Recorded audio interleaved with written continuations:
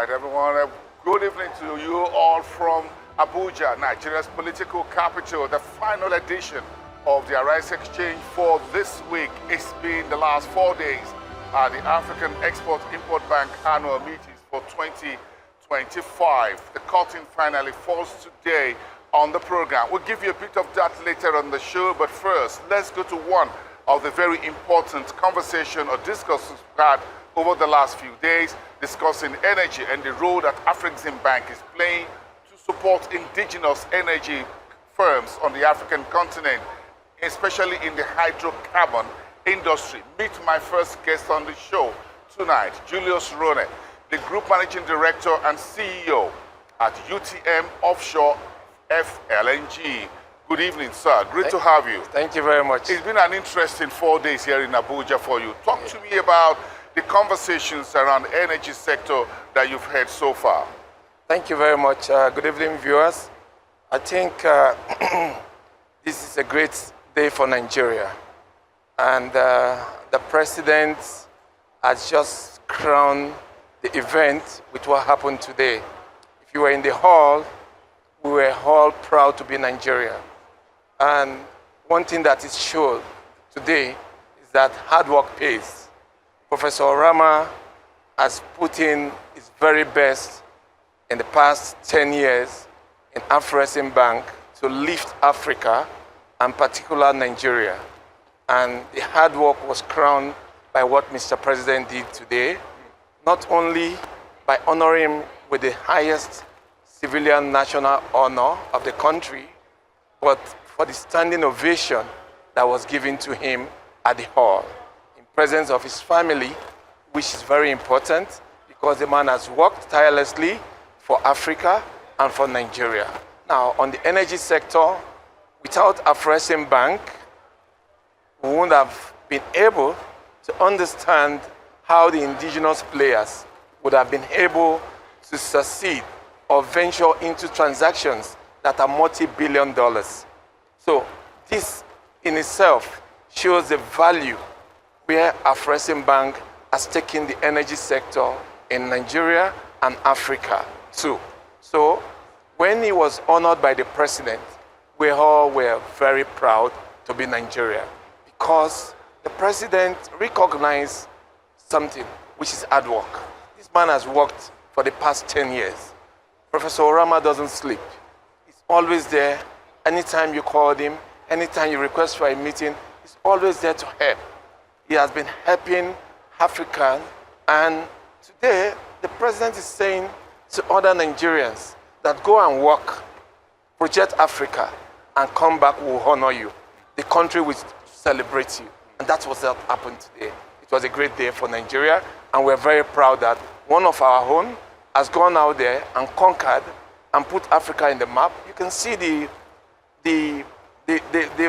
Afrexim Bank results in terms of financial standing from when he took over from the bank and where he has taken the bank to. Yes. It's unprecedented. Congratulations to Professor Rama. I'm a proud Nigeria. I'm a proud Africa for what he has done.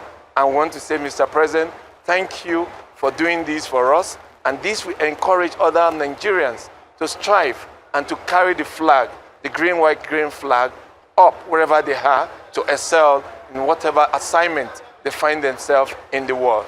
Thank you. It's interesting what has happened. We see Nigerians excelling.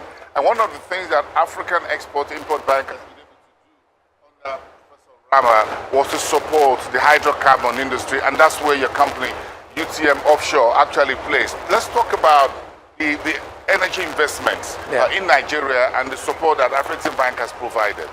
So, like I said, right, if you were in the hall today, Dangote said the bank that has supported them to succeed is Afrexim Bank.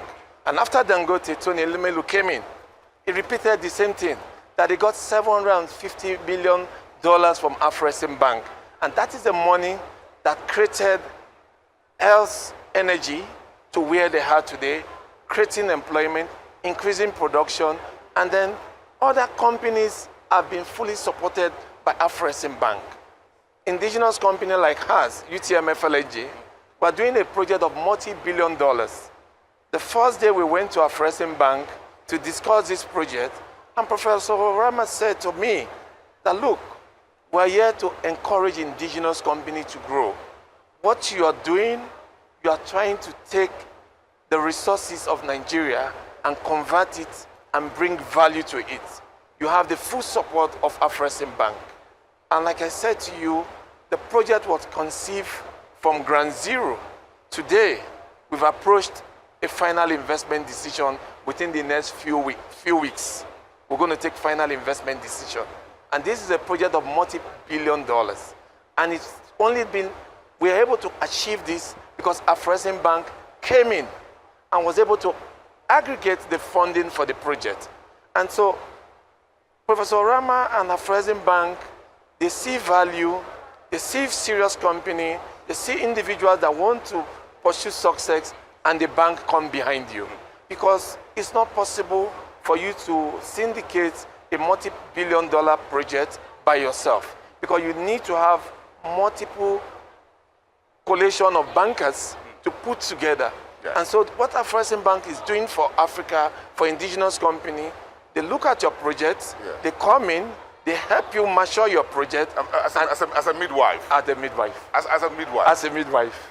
That's a very strategic position. Yeah. The role that midwives play in midwifing projects, entrepreneurs. Exactly. Whether it's in the oil and gas sector or any other sector. The last time we had a sit-down conversation around your project in Nigeria was in November in Cape Town at the African Energy Week. That's roughly about 7-8 months ago. Yeah. So you were talking about the progress report on that. Yeah. Tell me more about this project. Yeah, so the floating LNG. Thank you. Yeah, this will be the first indigenous floating LNG developed by an African company. That's what we're doing. We're the first. We have about 5 floating LNG in Africa. All of them are owned by international companies. So we are the first indigenous company, and this is the first floating LNG from Nigeria.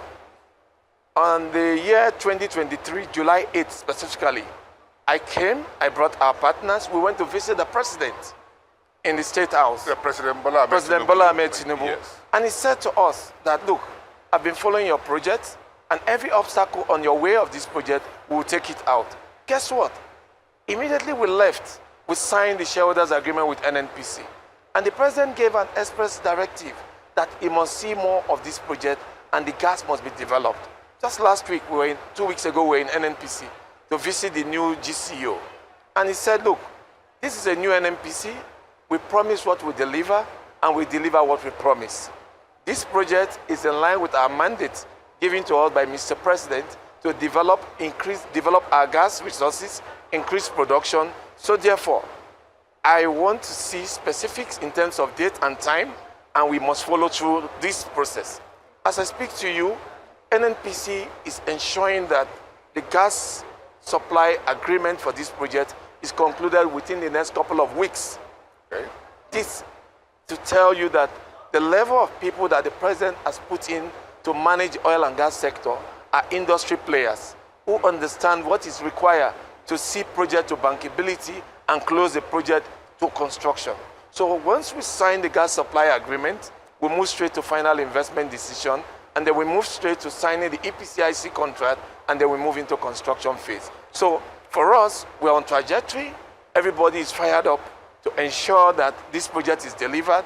The essence is that once we're able to deliver the first floating LNG in Nigeria, it opens more opportunity for other indigenous companies to follow suit. Exactly. Very interesting. And I'm interested in the funding for this project. So Afreximbank is midwifing. You have a consortium of banks. So are there Nigerian banks, institutions, local institutions that are pitching into this project? Because we want to see Nigeria's money, Africa's money on the African soil, making it work for Africa. Yeah, thank you very much. I think we need to commend the Nigerian banks. There are a couple of Nigerian banks that has joined the syndication. Fidelity Bank, FCMB, they are still talking to a couple of other banks, right? As we speak today, the debt is oversubscribed. The debt side of the project. Of the deal. Yes, it's oversubscribed. Now, the reason being that people have seen that Nigeria oil and gas industry is moving in a trajectory. Things are beginning to move in a pace that is encouraging to investors. Now, the reason is that you have a president that is business-oriented. Now, putting the right caliber of people to drive the oil and gas industry, who are professionals, who understand that capital does not wait for anybody. So if you delay, I take my capital to where is required.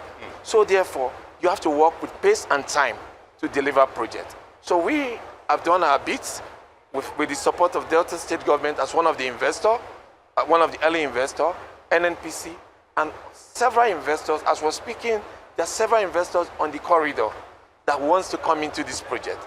As I said to you, the debt is oversubscribed, equity is in place. What is required for us to take the final investment decision is a gas supply agreement. Once we ink that agreement, then we proceed, because that is the foundation. If you don't have a gas, you don't have a project. So on the issue of fundraising, consider that it's done and dusted. We are very pleased of the work our President Bank has done. And you know the project is quite huge. You cannot syndicate the entire funding from Nigeria alone. What's the total headline figure? No, I can't give you that. Then you're asking me to declare FID. It's in multi-billion dollars. Multi-billion dollars. So allow us, when we do the final investment decision, we'll put out the figures out. I love the sound of the size of the money. Because if you're doing this FLNG, then of course it can be anything. It's got to be in the triple digits. Exactly. Of billions of dollars. Exactly. So we're expecting to hear more about this project moving forward. Thank you. And we really appreciate the fact that you're speaking to us here at the African Export-Import Bank. Give me just 1 minute. Of course, President Orama will be exiting after 10 years is retiring. So which means that you have a word for whoever is succeeding him. Give me that in 1 minute or 30 seconds. In terms of the legacies that President Orama has built. Yeah, so fantastically, he has done so well, right? The figures are there. You know, financial institutions, it's all about the figures. It's not about speculation. You must see the trajectory, where we are before he came in and where we are now. So whoever is taking over from Orama has a big shoes to fill. This is not a charitable organization. Investors and shareholders want to see dividends. So therefore, you should improve from where Orama has taken the bank to. So we are very confident that Orama has set up a good foundation. He has taken the bank for where he made the bank and taken it to a senior level. Quite huge. And then, luckily, whoever is coming in will build from what Orama has done. Quite huge. Capital base $8 billion when he came in. Yeah. $40 billion today. Yeah. That's a quantum leap. Exactly. Thank you so much. Have a great evening. Thank you. It's nice speaking with you here in Abuja. Thank you. Julius Rone, the Group Managing Director and CEO at UTM Offshore Nigeria Limited, pursuing that first floating liquefied natural gas project in Nigeria's south.